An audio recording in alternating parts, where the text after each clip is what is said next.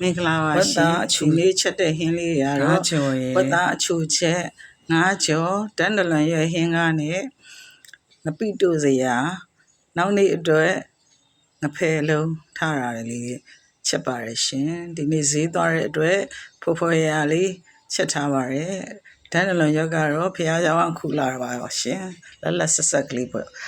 ငရုတ်ကောင်းလေးနဲ့ဒါလေးကတော့ပဲပြုတ်ကိုစက်သွန်လေးနဲ့စိမ့်တုပ်ပါရရှင်စက်သွန်နဲ့ပဲပြုတ်တုပ်တာလေးရလဲစားလို့ကောင်းမှကောင်းငပိရည်လေးကိုလည်းငရုတ်သီးစိမ့်စက်သွန်ဖြူပစွန်ချောင်းမှုတ်လေးနဲ့ထောင်းပြီးတော့ဖြော်ထားပါရရှင်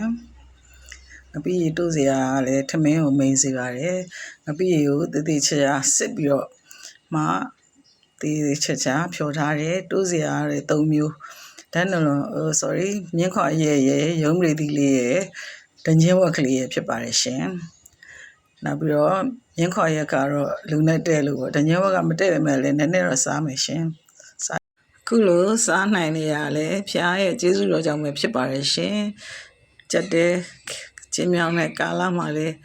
ဖျားသခင်ဟာကျမတို့ကိုနေ့စဉ်တိုင်းအသက်မွေးလောက်တဲ့အစာကိုပြင်ဆင်ပေးနေလို့လေကျေးဇူးတော်ကိုချီးမွမ်းမိပါတယ်ကြည့်ရှုနေတဲ့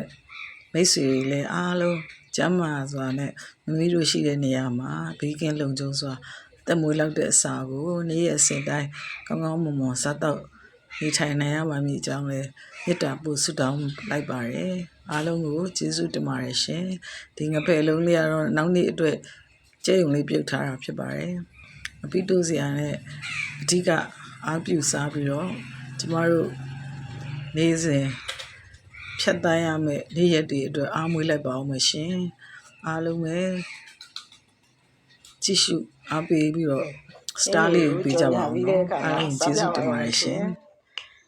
ငပိရည်လေးနဲ့ထမင်းလေးကိုဒီလိုနယ်ပြီးတော့ရုံးတွေဒီလေးကိုဟုတ်ကြိုက်ပြီးစားအရင်စားလို့ကောင်းပါမယ်အမတန်ကြိုက်တဲ့ဝက်သားလေးကိုလည်းစားပါမရှင်ဝက်သားမတွေ့ပဲမြတ်